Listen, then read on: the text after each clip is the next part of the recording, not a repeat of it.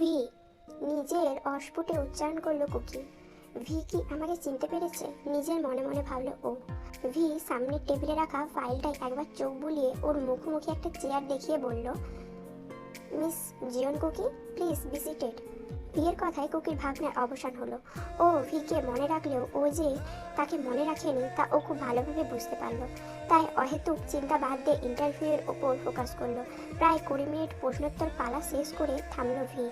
Okay Miss Cookie, I am really impressed by your answers. আমাকে একবার নিজের board মেম্বারদের সাথে ডিসকাস করতে হবে।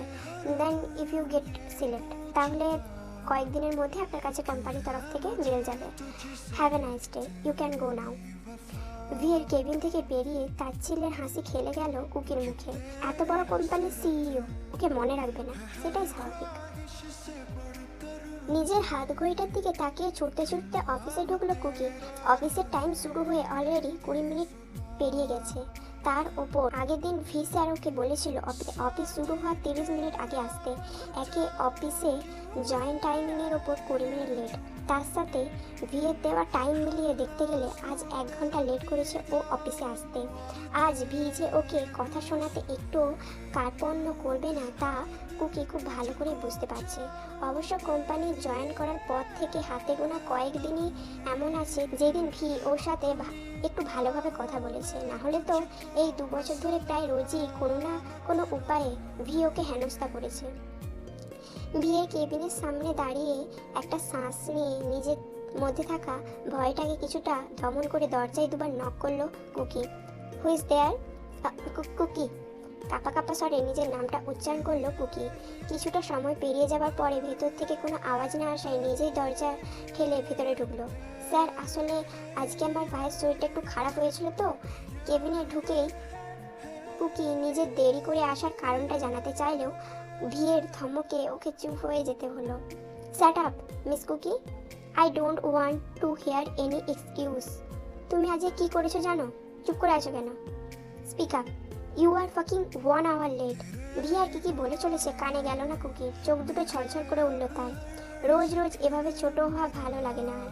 মাঝে মাঝে ভাবে চাকরিটা ছেড়ে দিল, কিন্তু মা আর ভাইয়ের হাসি মুখটা মনে পড়তে বারবার ওকে পিছিয়ে যেতে হয়। ও হ্যালো, এবার কি তোমাকে বাইরে বেরোনোর জন্য ইনভিটেশন দিতে হবে নাকি? আর কিছু না বলে বেরিয়ে এলো কুকি। ভেতরে থাকলে না জানি আর কি শুনতে হতো ভগবানই জানে। স্যারের শরীরটা আজ খুব খারাপ মনে হলো, মুখটাও কেমন ফ্যাকাসে লাগছিল। কালকে ড্রিঙ্কের হ্যাংওভার এখনো কাটেনি মনে হচ্ছে, নিজের মনেই ভাবলো কুকি। তারপর দুবার নক করে পারমিশন না নিয়েই ভিতরে ঢুকে এলো। টেবিলে মাথাটা রেখে শুয়ে আছে V. Sir, are you alright? Get lost. কি? I said just get lost. Don't try to enter into my personal space. চুপচাপ বেরিয়ে কুকি নিজের কেবিনে এসে দাঁড়ালো। প্রচণ্ড কষ্ট হচ্ছে ওর ভিয়ের এই অ্যারোগেন্ট রূপটা মেনে নিতে। গলার কাছে দলা পাকানো কষ্টগুলো ওর দম বন্ধ করে দিচ্ছে। কিছুটা সময় নিয়ে নিজেকে ঠিক করে কিচেনে এসে কফি এবং স্যান্ডউইচ তৈরি করলো। তারপর সেগুলো আর একটা পেন রিলিফের ট্যাবলেট ইন্টারকমে থাকা সেহুনের হাতে দিয়ে ভিয়ের কেবিনে পাঠিয়ে দিল। স্যার, এই কফি আর স্যান্ডউইচটা খেয়ে ওষুধটা খেয়ে নিন, আরাম পাবেন। কফিতে চুমুক দিয়ে আরামে চোখটা বুঝে এলো ভিয়ে। এটাই তো এতক্ষণ চাইছিল ও। আচ্ছা শোনো কুকি, না না, কুকি কি বলবে? ও কিছু করেনি স্যার। ও ফালতু কথা বলা বন্ধ করো। মিস কুকিকে বলবে 1/2 ঘন্টা পর আমার সাথে দেখা করতে। ইউ ক্যান গো নাও। এতক্ষণ এটারই অপেক্ষা করছিল সেহুন। ভিয়ের মুখ থেকে গো নাও কথাটা উচ্চারণ হওয়ার সাথে সাথে কেবিন থেকে বেরিয়ে এলো। সেহুনের চলে যেতেই ভি এতক্ষণে গভীর মুখটা এক ঝলক হাসি খেলে গেল। সেহুনকে দিয়ে ব্রেকফাস্ট আর ওষুধ পাঠানোর কাজটা যে কুকি করেছে তাও খুব ভালো করেই জানে। সত্যি বলতে একমাত্র এই মেয়েটাই পারে ভিকে ভালোভাবে বুঝতে ও রাগগুলোকে সামলাতে। ভি নিজে গম্ভীর্যের দেওয়ালে ভেঙে কখনো সরাসরি এমপ্লয়ীদের সাথে মিশতে পারেনি, কিন্তু কুকি ভিয়ের সেক্রেটারি হয়ে আসার পর ওর আর বাকি এমপ্লয়ীদের মাঝে বন্ডিংটা বেড়েছে, তাও কোনো এক্সট্রা এফোর্ট ছাড়াই। একটা হাইস্ট পোস্টে থাকা সত্ত্বেও কোম্পানির ফার্স্ট লেভেল স্টাফ থেকে 4th লেভেল স্টাফ হওয়ার সাথে ওর বন্ধুত্বসুলভ ব্যবহার আছে, যার ফলে তাদের ছোট বড় সমস্যাগুলোকে ওরা কখনো ভিকে জানাতে পারেনি। সেগুলো খুব সহজেই কুকিকে বলতে পেরেছে, আর কুকিও ভিয়ের পরামর্শ নিয়ে সেগুলো সমাধান করেছে, যার ফলে এমপ্লয়ীদের থেকে কাজের রেসপন্সও আরও ভালোভাবে পাওয়া গেছে। যদিও এর জন্য ও কখনো সরাসরি কুকিকে থ্যাঙ্কস জানায়নি, ওর মতে এটাই কুকির কাজ, যার জন্য ওকে মাইনে দেওয়া হয়। সেহুন সিইও এর অফিস থেকে বেরিয়ে সোজা কুকির কেবিনে ঢুকে গ্লাসটায় থাকা জলটা এক নিঃশ্বাসে শেষ করে বলে, কুকি বোন আমার, হার্টস অফ টু ইউ। কি করে পারিস রে ভি স্যারের অ্যাঙ্গার আর এই অ্যারোগেন্স সহ্য করে ওর কেবিনে বসে ঘন্টার পর ঘন্টা কাজ করে যেতে? আমার অবস্থা তো এই 5 মিনিটেই খারাপ হয়ে গেছিল, যেন মনে হচ্ছিল কেউ সিংহের গুয়া ঢুকিয়ে দিয়েছে আমাকে। আর কিছুক্ষণ থাকলে নির্ঘাত হার্ট অ্যাটাক করে মরতাম। তখন আমার না হওয়া বউটার কি হতো বলতো? সে তো বিয়ের আগেই বিধবা হয়ে যেত। সেহুন এভাবে হঠাৎ করে কেবিনে ঢুকে জলের গ্লাসের উপর হামলে পড়তে দেখে কিছুটা ভয় পেয়ে গিয়েছিল কুকি। হঠাৎ করে ছেলেটার শরীর খারাপ করলো নাকি তা বোঝার চেষ্টা করছিল, কিন্তু এরকম উদ্ভট বক্তব্য শুনে নিজেরই কপাল চাপড়ালো কুকি। এই ছেলেটা ভিকে যে কেন এত ভয় পায় তাও বুঝতে পারে না, অথচ ভি কোনোদিন ওকে বকাঝকা করেনি। ইভেন ভি খুব রেগে না গেলে কোনো এমপ্লয়ীদের সাথে খারাপ ব্যবহারও করেনি। যদিও কুকির ব্যাপারটা আলাদা, ওকে নিচু করতে বিয়ের আলাদা করে কোনো রিজন প্রয়োজন হয় না।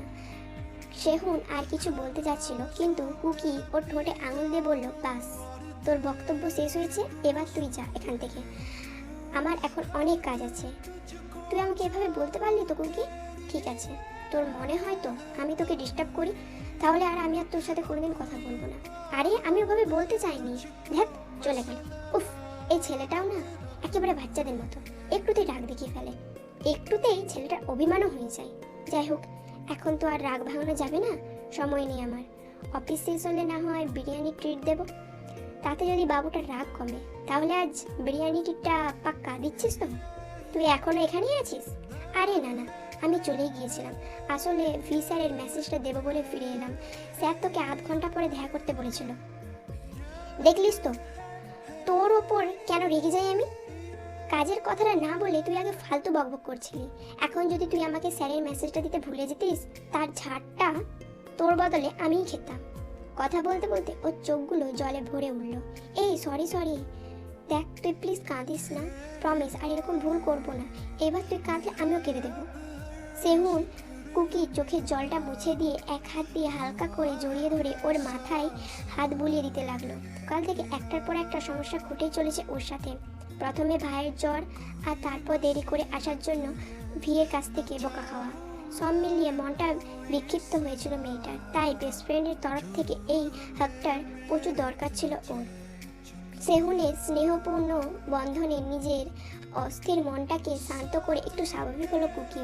বিষাদময় পরিবেশটা ঠিক করতে বাচ্চাদের মতো ঠোঁট ফুলিয়ে ইনোসেন্ট ফেস নিয়ে, শুকনো কথায় কাজ হবে না, আগে বল আমাকে বিরিয়ানির ট্রিটটা তুই দিবি, তাহলে কান্না বন্ধ করবো। কথাটা বলেই সেহুনের দিকে একটা টেডি স্মাইল দিয়ে বলল ও, উফ দেবী, তাহলে ফাইনালি নিজের ফর্মে ফিরেছিস। তবে তুই ফর্মে থাক আর না থাক, আমাকে জ্বালানোর সুযোগ কিছুতেই ছাড়বি না, বল? মানে এই যে যখন ফর্মে ছিলিস না তখন কেঁদে কুটে তোর চোখের জল নাকের জলে আমার নতুন শার্টটা নষ্ট করলি, আবার এখন ফর্মে ফিরে আমার পকেট কাটার ধান্দা করছিস। সেহুনের কথা শুনে কুকি ওর দিকে ঘুষি পাকিয়ে এগিয়ে গিয়ে হালকা করে ওর মুখে মারল। সেহুন আহত হওয়ার অ্যাক্টিং করলো। এভাবেই খুনসুটি করতে করতে একে অপরের কাঁধে হাত রেখে দুজনেই প্রাণ খোলা হাসিতে ফেটে পড়লো। তারপর দুজনের মুখে আঙুল দিয়ে একে অপরের চুপ করার ইশারা করলো। নে অনেক কাজ হয়েছে, এবার নিজের কাজে যা, ইন্টারকাম খালি পড়ে আছে, তাড়াতাড়ি যা, তুই না থাকলে কেউ স্যারের সাথে দেখা করতেও পারবে না। ওকে বাই, তুই তোর কাজ কর, বিকেলে দেখা হচ্ছে। টেবিলে রাখা কফি মগটা একটানে ছুঁড়ে ফেললো ভি। মগটা ভেঙেও নিজেকে কিছুটা শান্ত করতে পারল না। যতবারই কুকির রুমে সিসিটিভি ফুটেজে দেখা সেহুন কুকিকে জড়িয়ে ধরার দৃশ্যটা মাথায় আসছে, ততই রাগের পারদটা বেড়ে চলেছে। কুক ডার্লিং, অনেক অপেক্ষা করিয়েছো আমায়, আর তোমাকে ফেলে ছাড়া ঠিক হবে না। তোমাকে নিজের করে নেওয়ার সময় চলে এসেছে এবারে। Now just get ready for my love torture. একটা ডেভিল স্মাইল ফুটে উঠল ভিয়ের মুখে।